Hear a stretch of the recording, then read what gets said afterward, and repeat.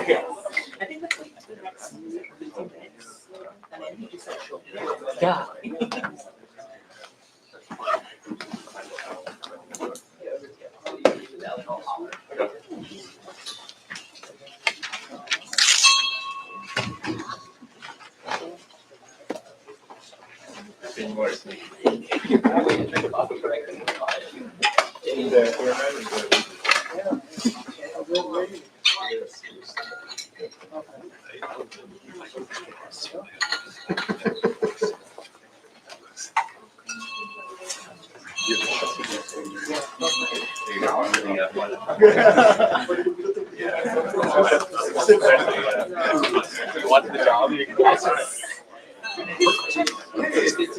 made it. I did.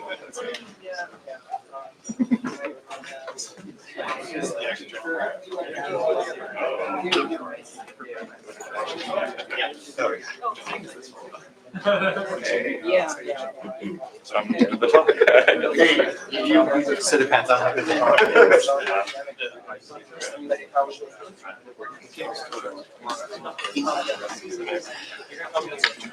I sitting close enough to internet emails?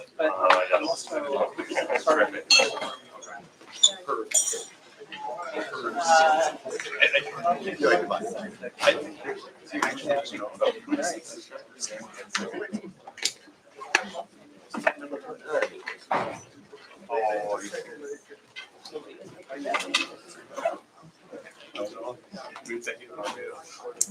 Okay, let's get going. Thanks everyone for coming back for the afternoon session where we are all going to learn about.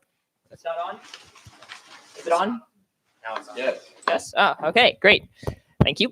Let me repeat. Thanks everyone. Ooh, now it's on. I see. Thanks everyone for coming back for the afternoon session, and we are going to learn all about quantum codes, starting with a tutorial from John Wright here at UC Berkeley, who is an expert on all things quantum. So, John, tell us about all these things that probably will not work. All right, thanks, Mary. So intro to quantum codes. Let me apologize in advance. I timed this talk out this morning. It was like 55 minutes, so it might go a little long. So just a warning. Okay, so let's get started, which is, let's rewind back to 1994. So this is the year that Peter Shor discovers the quantum algorithm for factoring. And as we all know, everyone in the world was like amazed by it. Wow, amazing, incredible. And this got a lot of people really, really excited in quantum computing. But what you don't hear as much about this is that there's like another half of the people who, well, maybe they were amazed, but they're also a bit skeptical. And the vibe from them was more along the lines of like, cool math theorem, bro. Too bad it will never work in the real world. Okay, so what was making them so skeptical? Well, the issue was noise in their quantum computers. So what's this all about? So if you implement a quantum computer, it's a quantum algorithm, it's going to look something like this. So it's going to give you a quantum circuit. And if you haven't seen one of these, a circuit, it's meant to be read from left to right. So the time goes from left to right. The black wires are your quantum bits, your qubits, and then the gates are the squares. So those are like your ands, your quantum ands and quantum not gates. And what your circuit will do is take an input on the left, do some computation to produce an output on the right. And this is all well and good. You design your quantum computer and then you have an ideal circuit. And that's all great in theory, but in practice, when you actually try to implement this circuit, things can go wrong.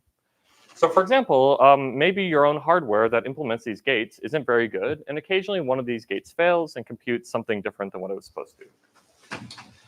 Or, maybe occasionally there's a stray particle that goes past your quantum computer, interacts with your qubits, and produces an error on one of the qubits. And if even like a single one of these things goes wrong during your computation, it can basically destroy the whole thing. And give you an output that's just completely useless. So what you really want to do is build a quantum computer that's like so good that you never have any noise. In particular, like what you'd really like is if your computer, when you produce this circuit for your algorithm, if the circuit has T gates, you would love it if each gate failed with maybe an error rate P, which is less than or equal to, let's say, 1/2. And if that happened, then you could run the whole circuit. You'd be guaranteed most of the times you got 0 errors, and you'd be happy. Okay, so that's what we would love. But in 1995, a year after Shor's algorithm came out, you can actually read experimental works, and the error rate that they were able to achieve, p, wasn't 1/t, it was 20%. So, 80% of the time your gates would work, and but the other 20% they would fail, and that was great so long as your quantum computing, your quantum algorithm used 5 gates or less. Okay, so now it's 20 years later, 30 years later, I guess. And what sort of error rates are we able to get? Well, they're much, much better, maybe something around 0.5%. But that's still not good enough if you have a lengthy computation. So this is a big problem then, and it's still a big problem now. If you read the literature around this time, if you see interviews from people around this time, one of the names that comes up a lot as an early quantum computing skeptic was this guy Rolf Landauer.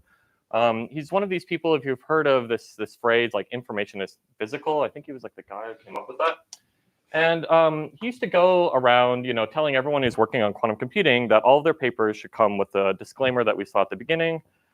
This scheme, like all other schemes for quantum computation, relies on speculative technology, does not in its current form take into account all possible sources of noise, unreliability, and manufacturing error, and probably will not work. So this is quite the challenge back then, and yeah, it's a big problem. Anyway, so we go back, 1994, Shor discovers this quantum algorithm. And then everyone's talking about this error being a problem. So 1 year later, he decided to fix that by discovering the first quantum error correcting code. And what this quantum error correcting code does is it takes a single qubit, which might be noisy, might have problems, and it encodes it into 9 qubits. And it has a magical property that so long as any one of these 9 qubits has only 1 error or less, so you have 1 error among all 9 or less, you can actually correct the error. And this gave kind of a proof in principle that actually quantum computing, like errors in quantum computers, could possibly be fought using the technology of error correction. In 1995, Steane also discovered, and then it was published in 96, different code, so independent of Peter Shor, known as a 7-qubit code, which is something we'll see later in this talk. And in that year and the next year, people took these proof of concepts and formalized it into now what is like one of the great theorems in quantum computing, known as a quantum fault tolerance or threshold theorem. So this is 3 independent works, Kataev, Aharonov, Ben-Or, Nil, Laflamme, and Zurek. And what the threshold theorem says is the following. Let's say you have your ideal quantum computation that you would like to compute, consists of T gates. And there's like a general method by which you can take this and you can compile it into a new computation, which is not too much bigger. So if the original has T gates, this only has T times polylog T gates. So it's a near linear blow up. And this new computation has the property that it's extremely robust to errors. So this new computation, you can correct errors so long as they occur with a rate that's at most some p star, where p star is like a fixed constant, just like an absolute constant, independent of the size of the computation. And so what that means is that you no longer have to worry about long computations being uncorrectable. No matter how big your computation is, you're fine, so long as your engineering is good enough to get your error rate down below this p star. And this is like really what makes quantum computers practical in the real world. So people have spent a lot of time like optimizing theorems, trying to get better and better p stars, and current estimates of p star, they depend on the architecture and the noise model, but they often are around like 0.5%, 1%. And so our technologies are actually getting reasonably similar to the estimates of this p star. Okay, so that's like the background of quantum error correction. This is kind of the motivation. And so with that in place, what I'm going to do is spend the rest of the talk telling you about how do we formalize and develop these ideas of quantum error correction. So for the outline of the talk, I was told to assume no quantum background, so I apologize for the next 10 minutes for those of you who do know quantum computing, but for those of you who don't, I'm going to do a quantum 101, where I give enough, I think, intuition to understand how these codes work. Then I'm going to spend some time talking about the more general theory about these codes, and we'll conclude with 2 example codes. Okay. All right, so quantum 101, I'm just going to tell you, again, 10 minutes on single qubit quantum systems. Anyone who does quantum computing, feel free to pull out your phone, look at it, and I'll tell you when you can come back. All right, so if you have a single qubit, well, first I have to tell you what is even a qubit. And a qubit, in quantum computing, it's just modeled by a 2-dimensional unit vector. In general, it's complex, but just forget about that. It's a 2-dimensional vector. It can be real if we want it to.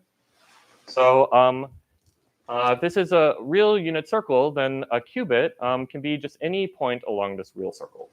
So let me point out some interesting points on the circuit of the circle. For example, this right here, this little vector, unit vector, which is just a vector 1, 0, so the first standard basis vector, this is a qubit. This is a special qubit, which often goes by the name 0. So, a bit can be 0 or 1, a qubit can be 0 or 1 as well, and this is what we mean when we talk about the 0 qubit. And because it's quantum, for some reason, we throw this like funny notation around the 0, and when you say it out loud, you just say ket 0. Here's another qubit. This one points up. This is the other standard basis vector, 0, 1. And this is the qubit that corresponds to 1. Okay, so if your qubit is a 0, it's that vector. If it's a 1, it's that vector. But again, your qubit can be any one of these points. So an example other qubit you could have is this one right here, which is a point 1 over root 2, 1 over root 2. And what's nice is we can take this point and expand it in the standard basis. And if we do that, we see that it's 1 over root 2 ket 0 plus 1 over root 2 ket 1. So this qubit is simultaneously 0 and 1. This is called a superposition. And this is like a famous qubit that people really like. It's called the plus qubit just because it has a plus sitting right there in the middle. The last qubit I'm going to tell you about is this guy right here. This is the unit vector 1 over root 2 minus 1 over root 2. And if you expand that into standard basis, you get 1 over root 2, 0, minus 1 over root 2, 1. And as a result, this qubit is known as ket minus. So these 2 red vectors, like I told you, they're just a standard basis. But in quantum, for some reason, we like to call them the z basis. And these 2 blue vectors, if you look at them, they're like orthogonal to each other. So they also form a basis. And in quantum, for some reason, we like to call these the x bases. And these 2 different bases and the interplay between them is like one of the most important aspects of quantum error correction. All right, so given a qubit, what am I allowed to do to a qubit? Well, the most simple quantum operations you can do get to one of these qubits is just any rotation or reflection that you might like. So let's see some examples of these operations. For example, one thing I could do to one of my qubits is go to it and rotate it by the angle 45 degrees. So if you did that, take ket 1 and it would rotate it there. Plus would be rotated there. 0 is rotated there. Minus is rotated there. Another thing you could do, if you wanted, is you could reflect about one of these directions. So one thing we could do is reflect around the plus vector. So let me take this green line, and we're going to just reflect everything across this green line. If we do that, you see 0 goes to 1. 1 reflects across and goes back to 0. Plus reflects just back to itself. And then the minus vector, well, it gets reflected across and becomes minus what it used to be. So what is the net effect of this reflection? Well, it swaps 0 and 1. So this is a bit flip operation. 0 goes to 1, 1 goes to 0. And then plus and minus, they basically stay the same. All right, another thing we could do is reflect around 0. So what happens if we do that? Let's draw the green line. If we reflect it around this direction, 0 doesn't change at all. 1 reflects to minus 1, so down there. Plus reflects to minus, and minus reflects to plus. This is known as a phase flip operation because it adds like a minus 1 to ket 1. But if you notice, it actually kind of does a bit flip, but in the other basis, in the x basis. So it flips plus to minus and minus to plus. Now, these are operations I can do to my qubit, but actually any of these operations can result just from noise. So if you design a quantum computer, your qubits will maybe occasionally rotate by 45 degrees, or maybe occasionally they'll bit flip, or maybe occasionally they'll phase flip. And you have to design your error correcting code to be resilient against all of these noise sources. But it turns out that actually bit flips and phase flips are like the most important types of noise. They're the only ones you really have to worry about. And if you can find a way to correct those, then you basically get a way to correct all errors. So we're just going to focus on bit flips and phase flips. So let me tell you one more quantum operation, which is reflecting around this angle, 22.5 degrees, which is this line right here. And if you do this reflection, well, what happens? Plus and 0 get interchanged. And what else happens? Well, 1 and minus get interchanged. So this just swaps your bases. This takes you from the 0, 1 basis to the plus minus basis, and vice versa. And this is something known as a Hadamard transform. All right, so those are our basic quantum operations. Now, what are the rules of the game? If an error occurs, I want to be able to detect the error and correct it. And to detect an error, I have to measure my qubit. Measuring a qubit is the only way that you can get information about the state of the qubit and whether an error has occurred. So how does a measurement work? Well, let's say we're given a particular qubit. It's in state alpha, beta. So that corresponds maybe to a vector over here. When I measure it, I'm going to look at it and see, are you 0 or are you 1? As we'll see, if you are 0, your measurement will say, yes, it's 0. If you're 1, the measurement will say it's 1. But if you're neither, then what it's going to do is something randomized. According to the following rule, with probability alpha squared, so you square this alpha, your measurement is going to observe the outcome 0. And then the state is literally going to become ket 0. So after you observe outcome 0, now the state is pointing in this direction, and you've modified the state. On the other hand, with probability beta squared, you're going to observe the outcome 1, and then the state will become 1. Okay, so like if our vector is very close to 1, then alpha is going to be close to 1. Sorry, if our vector is close to 0, alpha will be very large, and that means most of the time you're going to observe outcome 0. But occasionally, you will observe outcome 1, because it's just like a randomized process.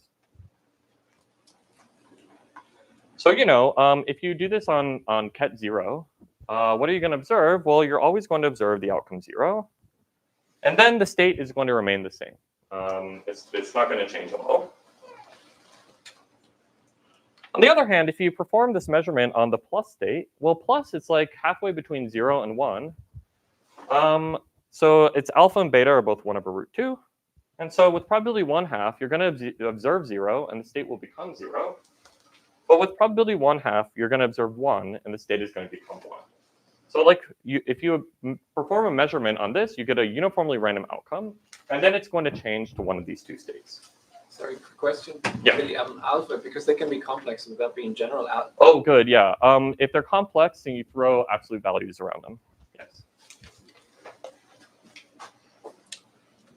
Okay.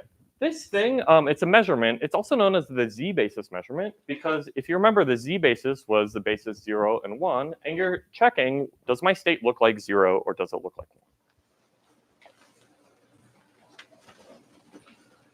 And there's also another measurement you can do for our x basis. So this is a basis plus and minus, and this measurement allows you to see, does my state look like the plus vector or does it look like the minus vector? So how does that work?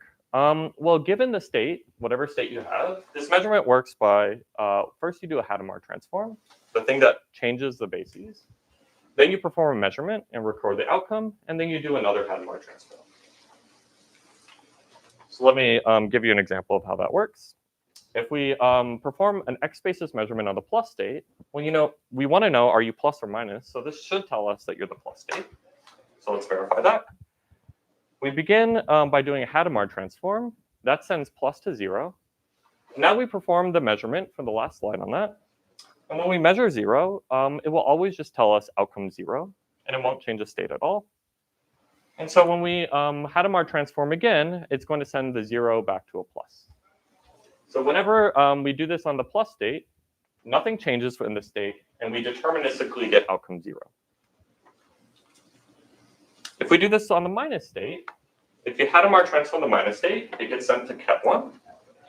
If we perform a measurement on that, we always get outcome 1. And then if we Hadamard transform that, it sends ket 1 back to ket minus. So it doesn't change the state, and we deterministically get outcome 1.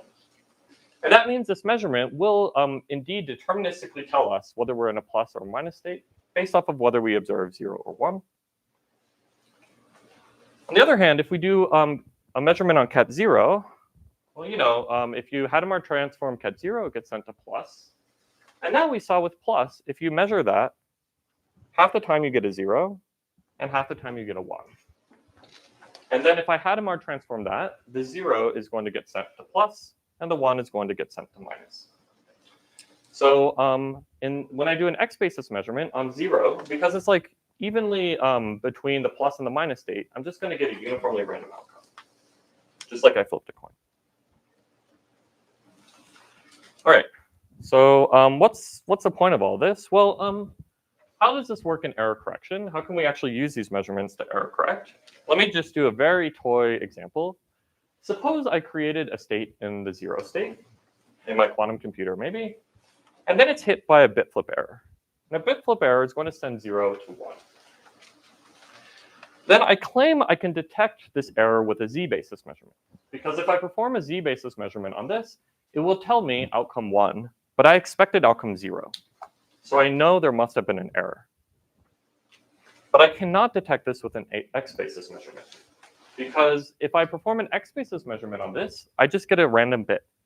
That's the exact same thing I would have gotten had I done it on this. And so my measurement won't distinguish between the two cases.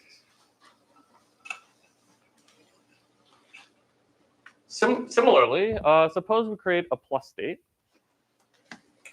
And that's hit by a phase flip error. And you remember a phase flip, it acts like a bit flip on the Hadamard basis. So it's going to send a plus to a minus. If I perform an x-basis measurement on this, I will detect it, because the x-basis measurement allows me, or will tell me when I have a minus state. And I expected to see a plus state, so I'll know there's an error. But I will not be able to detect it with a z-basis measurement, because a z-basis measurement will give me a random bit on both of these. A random bit here, which is the same as I would have gotten here. And so the measurement cannot distinguish between these two outcomes. All right, so what are the takeaways of this very simple 1-qubit state example? There are two important types of errors, bit flips and phase flips. Phase flips, if you remember, they're like bit flips, but in the x basis.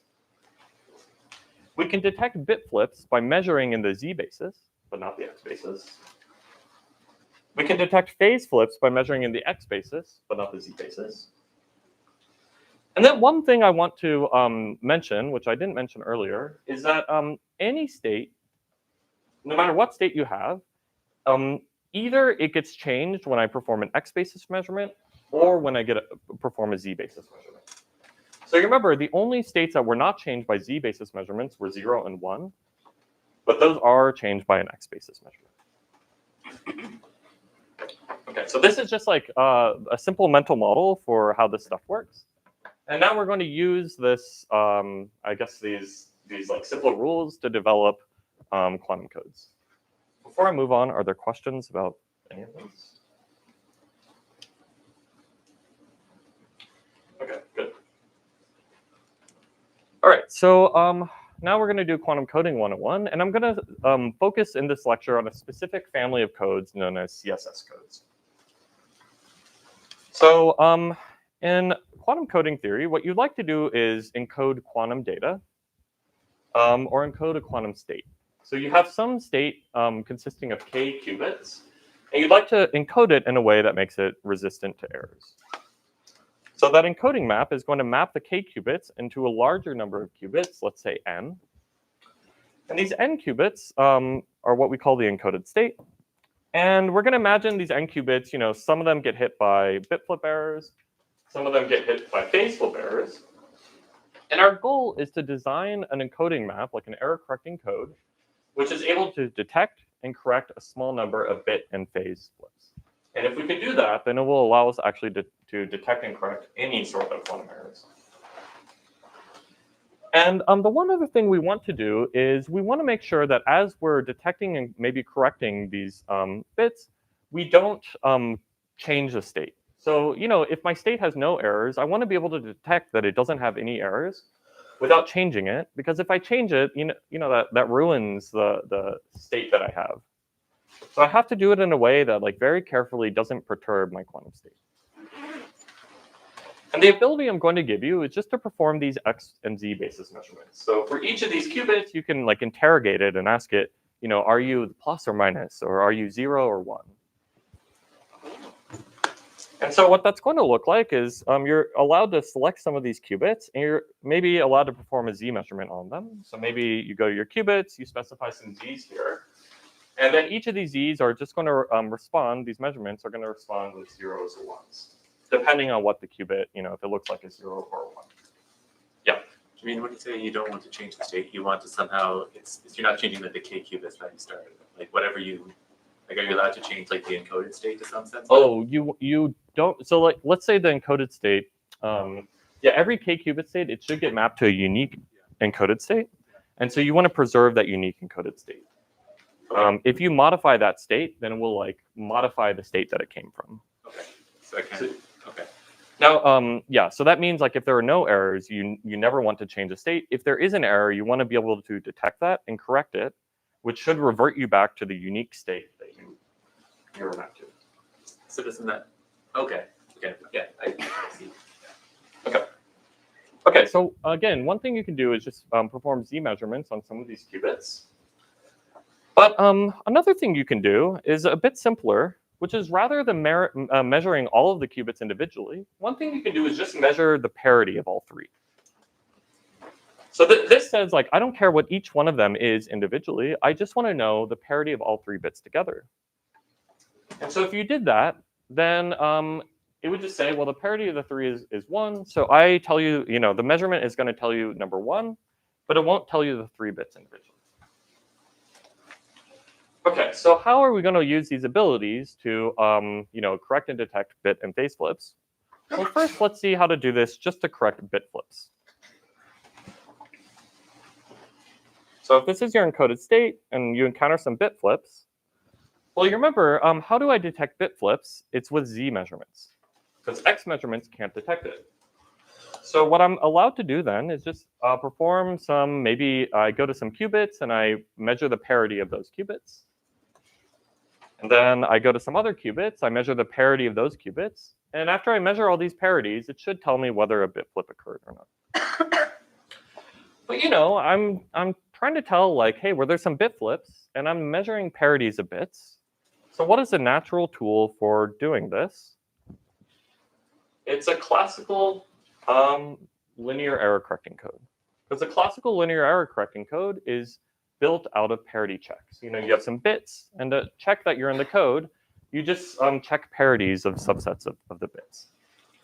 So what that means is that I should just take the z parities that I want to measure and take them from the parity checks of a good classical error correcting code. So in other words, if C sub z, the code C sub z is a linear code, and this is this parity check matrix, HC, then each row of this parity check matrix, I can think of it as specifying a subset of my qubits that I want to measure. So row I, it's going to be some parity check, which says, I should check the parity of variable 1, 3, and then 7 and 8, I guess. And so if I go to my qubits, what that tells me is that I should look at the parity between all the qubits that have a 1 in my parity check. And what I want to do is I want to check that the parity of these qubits is 0. If it's 0, I pass a test. If it's 1, then I've detected an error. It turns out, well, this allows you to detect bit flip errors. Okay. So yeah, I can detect bit flip errors just by using a classical linear error correction code. All right, what about these other like more exotic quantum errors, these phase flip errors? Well, recall phase flips are just like bit flips in the X basis. So what we should do is just completely repeat the last slide, except put X basis and the color blue everywhere we had the Z basis and the color red. So, if this is your encoded state and you have phase flips on some of the bits, the way I'm going to detect it is just by measuring the parities in the X basis of some subsets of the qubits. And what parity should I measure? Well, these parities should be from a parity check matrix, which comes from a classical linear error correction code.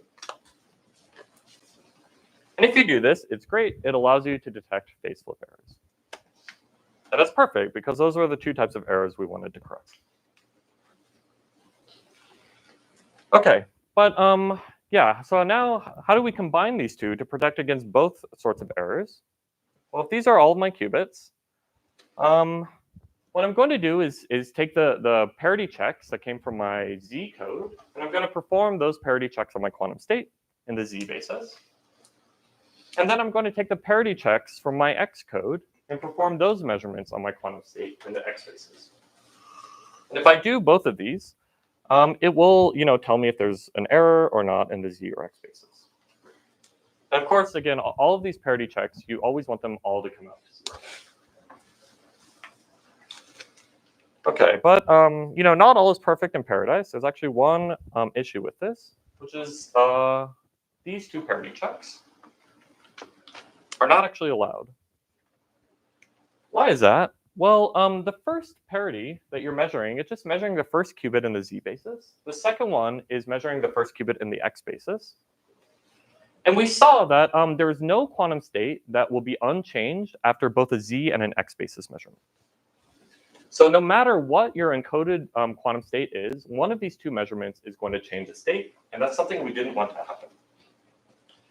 So we have to have some sort of rule that tells us when are two parity checks allowed to be done, and when are two parity checks not allowed to be done.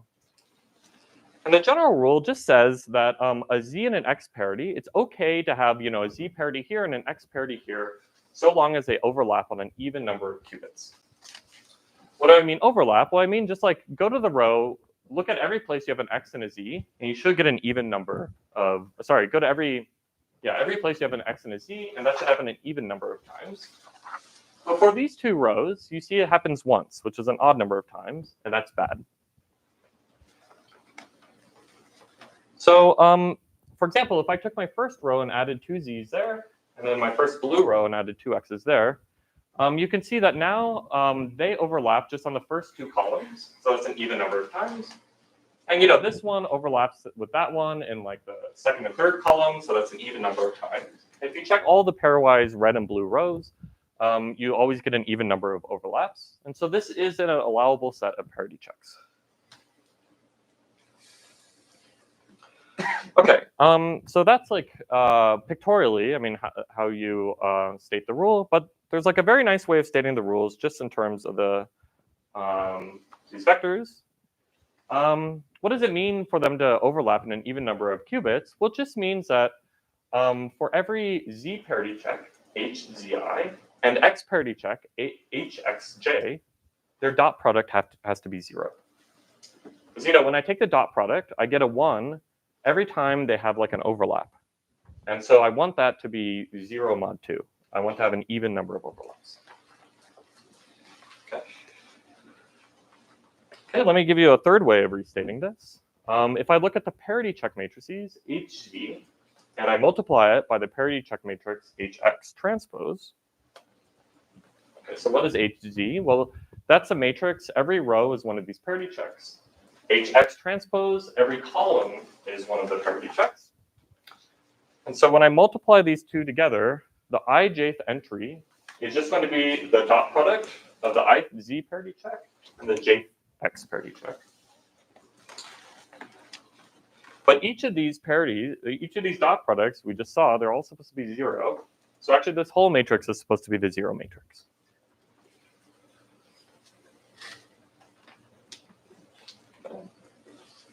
All right, let me give you yet another way of restating this. The parity checks in the Z code, they span the dual code. So if we look at CZ perp, that's just spanned by the Z parity checks. And if we look at CX perp, that's just spanned by the X parity checks. And the Z and X parity checks always have 0 inner product. And so that means that for any element of the Z dual code and any element of the X dual code, when I dot them together, I should get 0.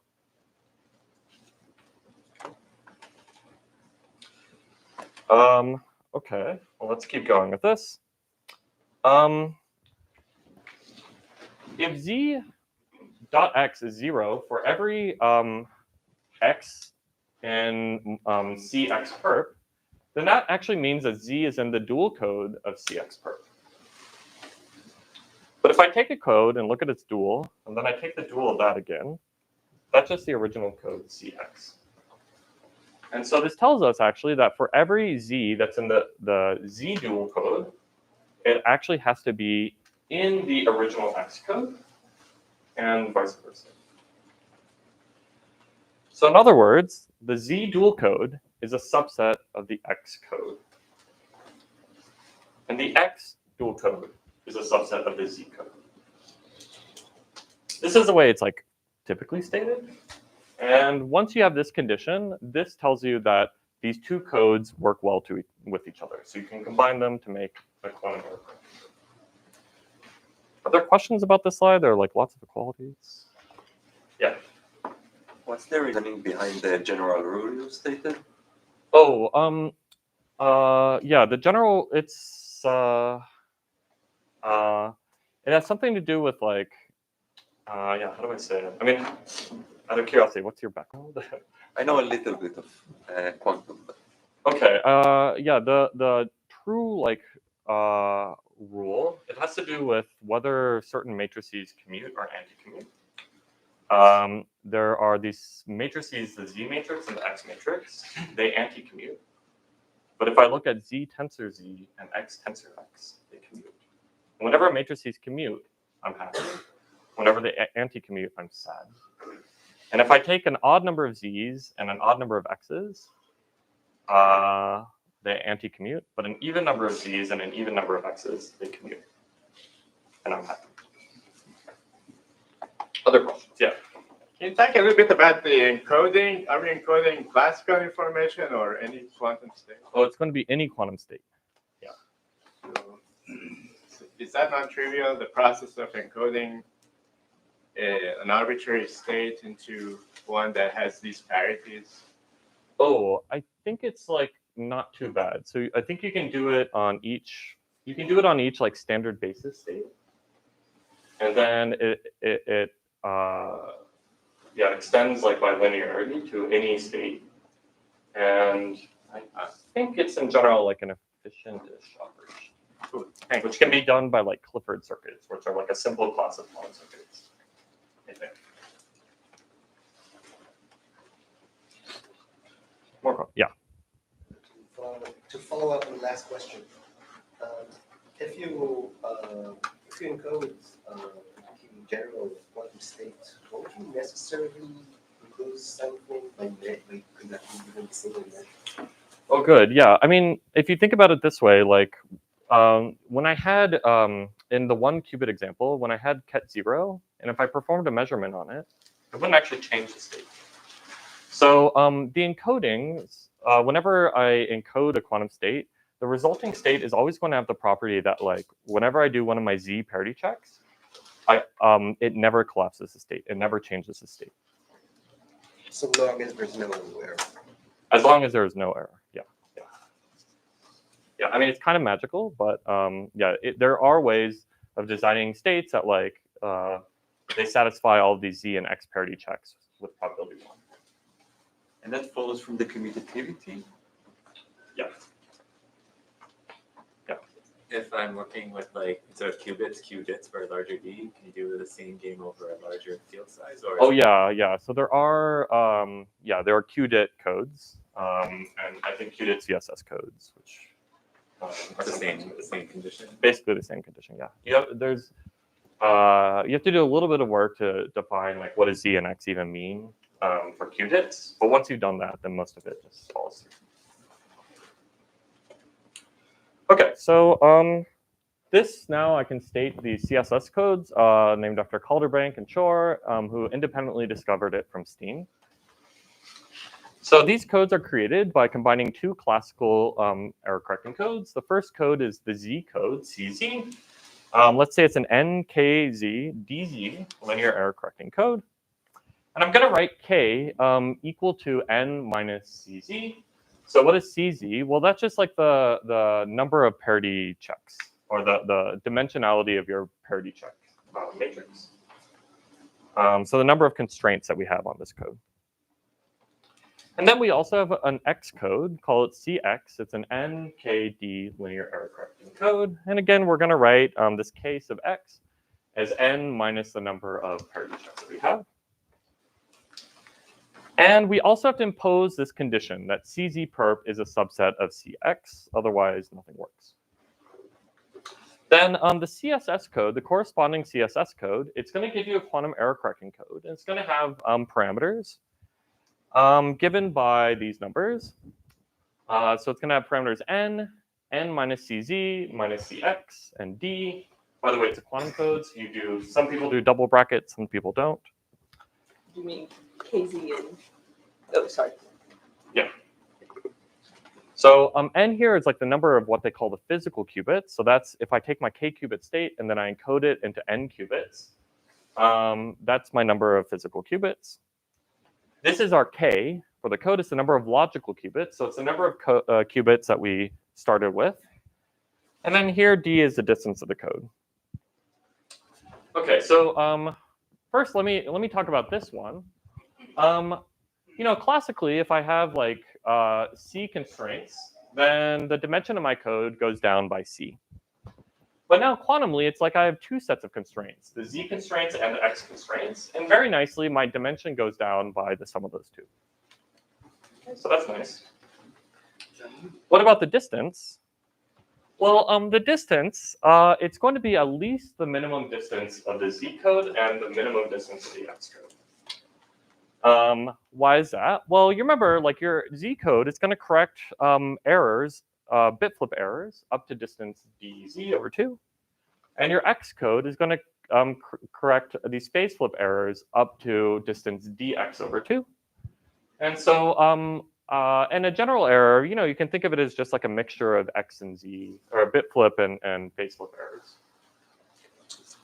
So I always get a distance that's at least as good as the worst of the two distances. But well, what is D? Well, it turns out actually we have like an exact formula for what the distance of the quantum code is. It's a minimum of two other parameters. I'm going to call them dz plus and dx plus. No one else calls them that, just so you know, but I will for this talk. dz plus, it's just going to be the minimum over the weight of all strings Z, which are in the code, but not in the CX perp. Okay, that's a little weird. How to think about that? Well, I claim at least that this minimization is at least the minimum over all Z, which are in the code but not equal to 0. Why is that? Well, 0 is definitely in CX perp. And so this thing here is like minimizing over a larger set of objects than that thing right there. And so this gives you a lower bound. And that's just the distance of my classical error correcting code. Okay, similarly, dx plus, it's a minimum over all strings X, which are in my X code, but not in the perpendicular code CZ. All right, well, what does that mean? It's like a weird expression. What does it even mean? Well, we'll see a bit of it later when I run over, sorry. Yeah, sometimes you can get away with just using this, but sometimes this weird expression is actually very useful. Okay, so, what's the rub here? Well, it's like easy to come up with a good classical code, or like easy-ish. We know how to make good classical linear error correcting codes, but why is it so hard to create quantum codes?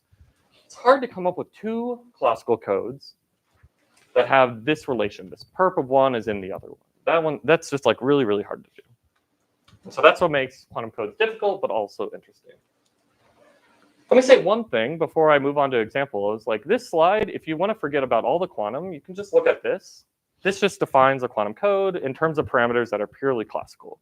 So if you just like stare at this, you can forget everything that came before, and it tells you how to come up with quantum error correcting codes. All right, I'm going to conclude by telling you some examples of some very cool codes that will hopefully show you how to work with these definitions. First one's the Steane code, which is cool. And the second one's a Toric code, which is like really cool. So what's a Steane code? This one, it was like invented by Steane in this 96 paper. And whenever I'm building one of these CSS codes, I have to begin with a classical linear error correcting code. And the classical linear error correcting code that this begins with is the Hamming code, which is a 743 linear code. So what is this Hamming code? Well, it's a code that takes 4 bits and encodes them by adding 3 additional parity checks on top of them. I'm going to draw you a picture that will hopefully explain how it does and works. I'm going to take my 4 bits here, and then I'm going to add 1 parity check right here. This says that P1 should be the parity of x1, x2, and x4.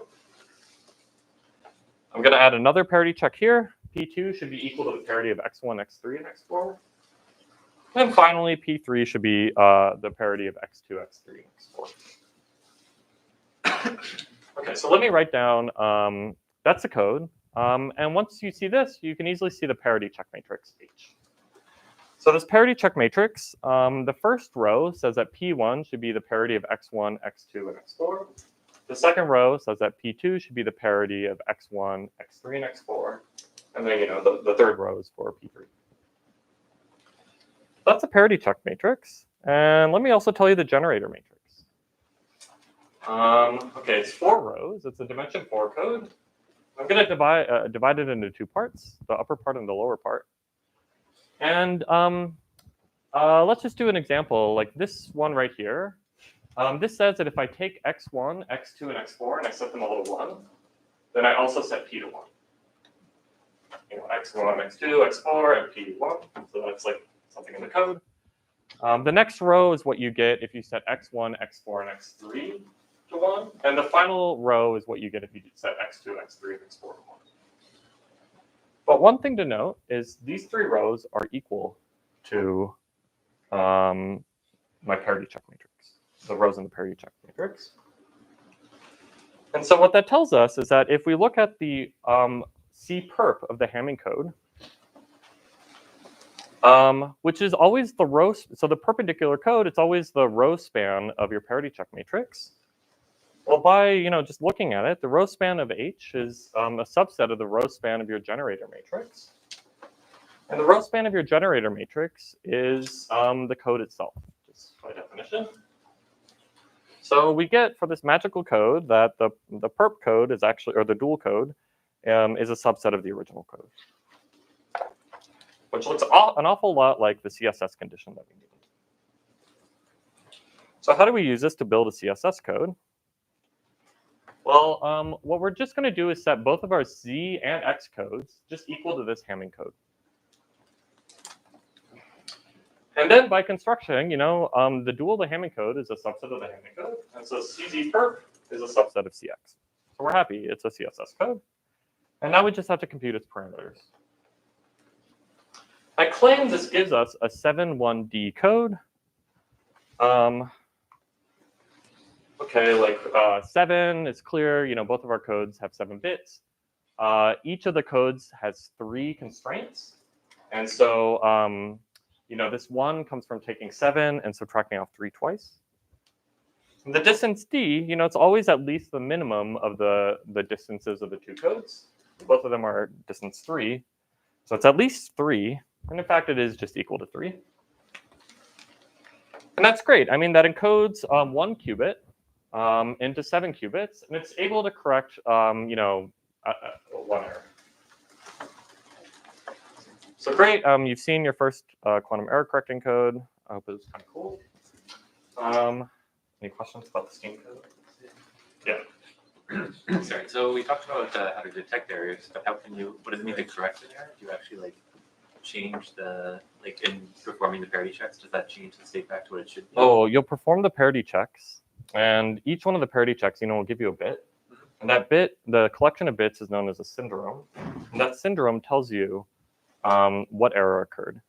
And then you go to your state and you undo that error. Okay, and this can all be done in the quantum. Sure. All right. But oh, yeah. In the relation that CZ perpendicular is a subset of CX, can there be an equality? Oh, in this, oh yeah, there are some codes that are like self-dual, like they are their own duals. If you extend this code by 1, it becomes a self-dual. The 8.4 extended will go to self-dual. Yeah.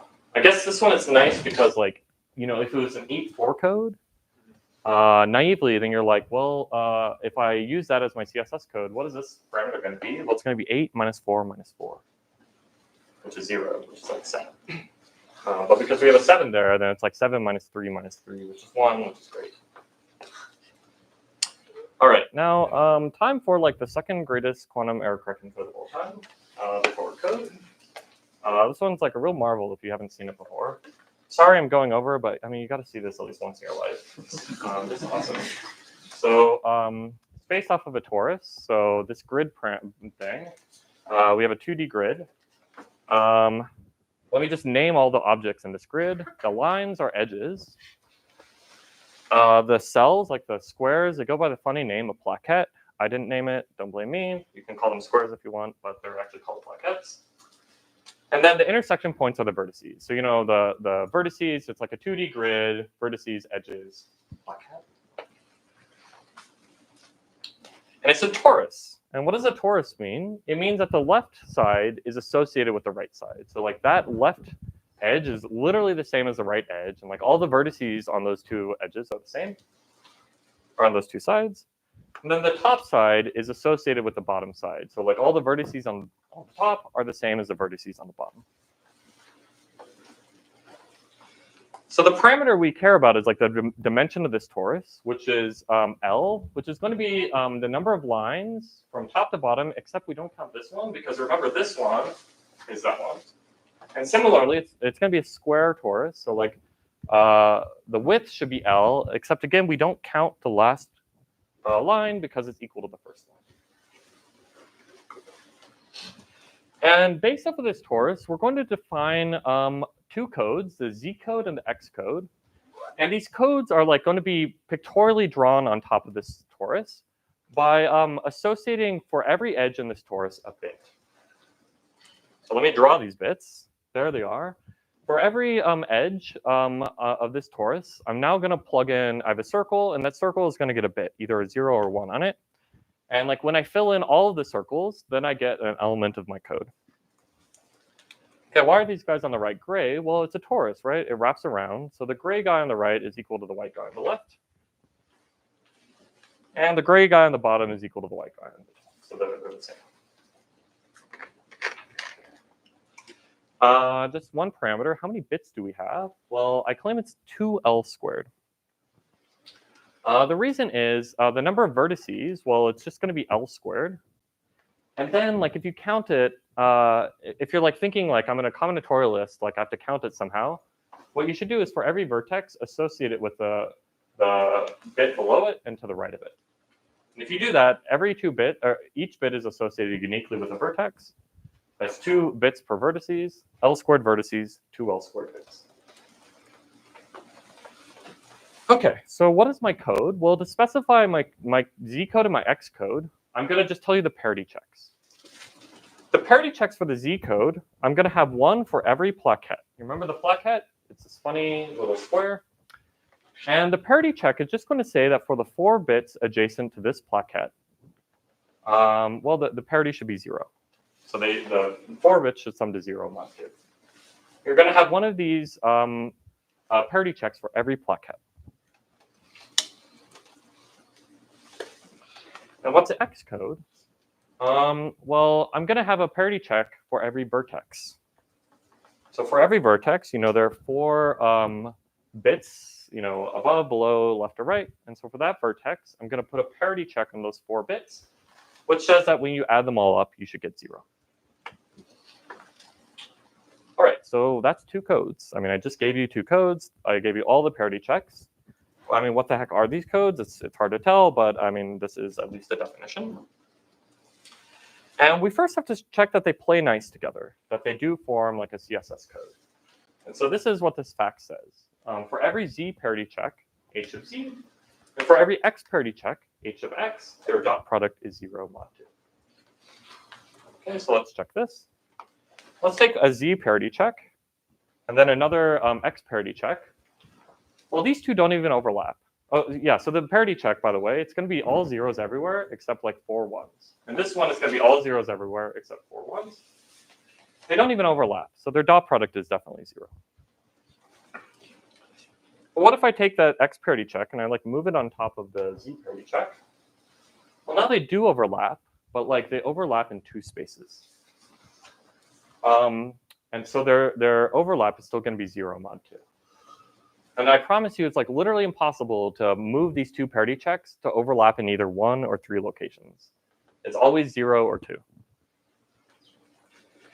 Okay, so that's our code. It's a legitimate CSS code. And our to-do then is just to figure out, number 1, the dimension of the code. Number 2, the distance of the code. And computing the distance, oh, it's going to be so cool. You're going to love it. All right, so, but let's do the more boring of the ones. Let's compute the dimension. And so to do that, I'm going to compute the dimension of the 2 classical codes. So let me compute the dimension of the red code, CZ. Well, that's 2 L squared bits. And since it's 2 L squared bits, like every parity check, again, a parity check, you just get it by filling in the bits here. So every parity check is just going to be a 2 L squared bit string. And I want to count how many linearly independent parity checks do I have. That will tell me the dimension of my code.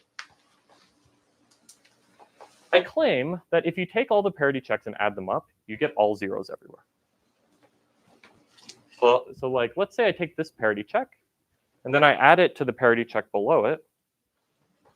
Well, note that like this guy in the middle, because it participates in both parity checks, when you add them up, it cancels out and you get 0 there. So now if we like add all the parity checks together, every bit is going to participate in 2 parity checks. The one to the left and to the right of it, or the one above and below it. And so when you add them all up, you just get zeros everywhere.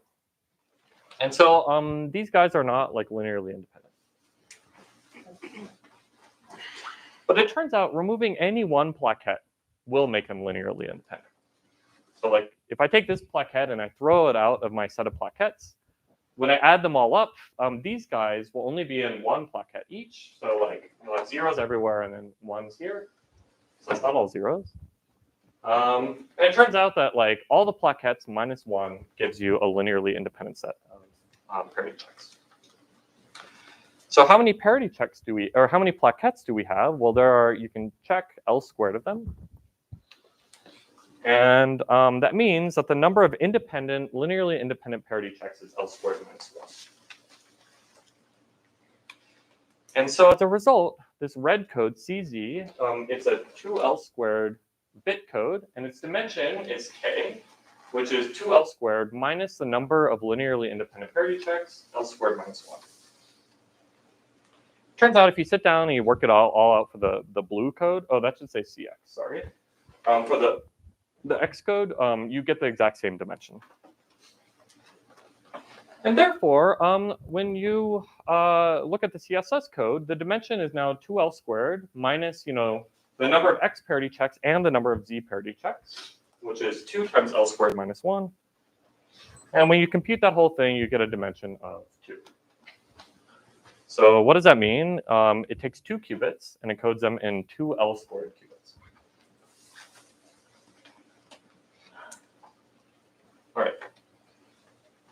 So that's the dimension, but now let's do like the good one, the distance. So to remind you, how do we even compute the distance of these things?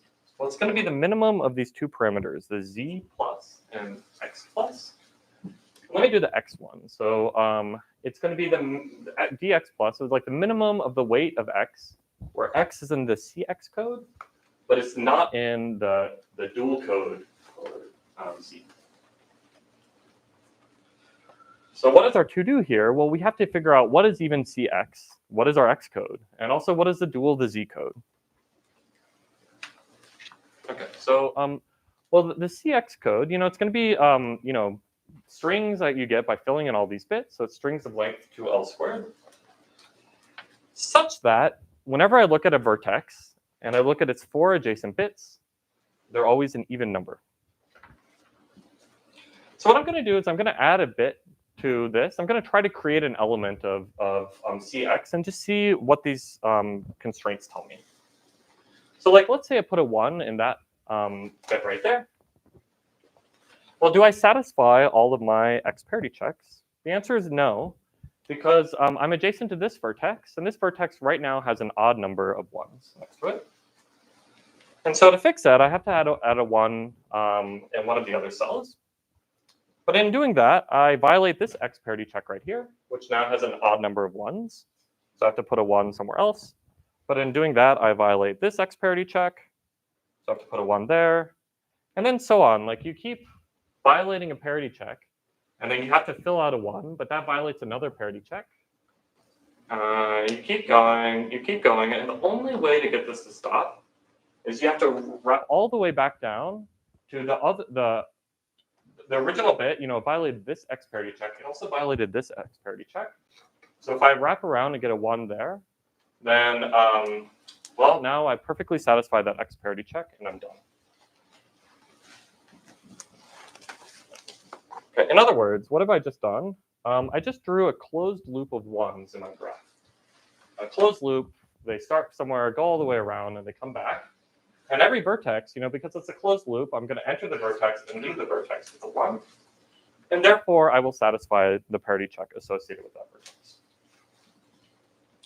So actually, my x code is just all of the set of closed loops. Like, you can associate it with a set of closed loops, or maybe like combinations of closed loops. But basically, the set of closed loops. That's kind of a cool code. All right, what is CZ perp? Well, CZ perp, you remember it's the dual code. It's spanned by the parity checks. So let's see what happens when I try to add parity checks together. Like, maybe I have this parity check. And we saw earlier, if you add it to the parity check below it, then the bit in the middle gets set to 0.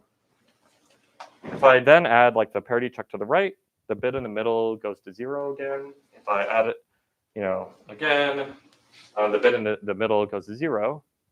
And so what do I have? I have, again, my 1s form a path in the graph. And it's a path that has an interior, which corresponds to all of my red plaquettes, and it has an exterior, which corresponds to all of the plaquettes I didn't include when I was creating this element of CZ perp. So CZ perp, it's the set of closed loops, which happen to be expressible as combinations of plaquettes. Again, these will have like an interior and an exterior. So the question, when we're computing this distance, is what is CX perp minus CZ perp? In other words, what are the closed loops that we can form without having them be combinations of plaquettes? All right, yeah, so what is CX minus CZ perp? Which closed loops cannot be formed from plaquettes? Anyone who hasn't seen this before, do you know the answer? Yeah. Is it the one that you tossed? Oh, the one I tossed? What do you mean? Like, is it the plaquette that you threw away, like in the L square minus 1? Oh, yeah, I guess imagine that you have all of the plaquettes. I think that was only for computing the dimension of the code. But you should still kind of imagine that we have all the plaquettes checking if we want. So it gives us the same code whether we add that last one or not. Okay, closed loop, yeah. Like the loops on the torus that aren't contractible. Good, yeah. Which means, I guess, a loop from left to right. So this one, you go from the left side of the torus to the right side of the torus. That satisfies all the parity checks. It's a closed loop. But it doesn't have an interior or an exterior, right? Like my interior, naturally you'd say, okay, that's the interior, that's the exterior. Except this, because it's a torus, wraps around and gives you this. So like if I try to put all my red plaquettes up here, then I'm eventually going to put them all, yeah, it just doesn't work. And you know, any loops from left to right. So like this is a loop, but like this is also a loop that goes from left to right. This is another loop that goes from left to right, and so on. And so what I care about is the minimum weight of any of these loops. That's what I'm looking for dx perp. And you know, like any of these loops, it has to go, it's like a length L from left to right. So like these loops have to have length at least L. Okay, it's unavoidable. You have to have at least L bits. So the x distance is L. We just computed the x distance. And it turns out you can do all the same thing for the Z code. You use the dual lattice instead of the lattice. And what you get is that the Z code also has distance L as well. And so the distance of the overall CSS code is L. All right, so summary of the Toric code. For any L, it's a code, it takes 2 L squared qubits to encode 2 qubits. It has distance L. And if you set n to be like 2L squared, then it's an n to root n CSS code. So it uses n qubits, it has distance root n. Note that all parity checks actually only involve 4 variables. So this is what is called an LDPC code, a low density parity check code, because yeah, I'm only looking at a constant number of variables. This code is pretty awesome. It was invented by Kataev in 1997. And it was like a big open problem. Like, can we do an LDPC code that has a distance better than root n? It's a big open problem for like, you know, many, many years. And at some point we were able to improve it from root n to like O tilde root n. So like root n with some additional log factors. But it took until 2020, this work of Ha, Hastings, and O'Donnell to finally get something that was like significantly better than root n. And then 1 year later, you know, by Pentelev and Kalichev, we have these beautiful quantum LDPC codes that have distance order n, which I assume we'll see later in this workshop. And these LDPC codes, again, they're CSS codes. So like not every quantum code is a CSS code, but many nice codes are.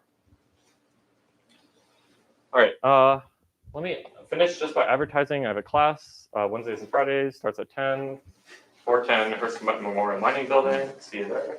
It's on quantum coding theory, so if you really want to get into it, I'd suggest attending. And that's all I have to say, so thanks.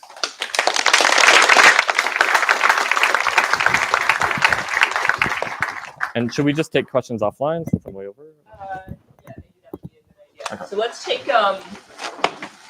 not quite a 30-minute break, but let's start at 3:35. So we're running a little bit late, so we'll have close to 30-minute break. And we'll see you all back here at 3:35.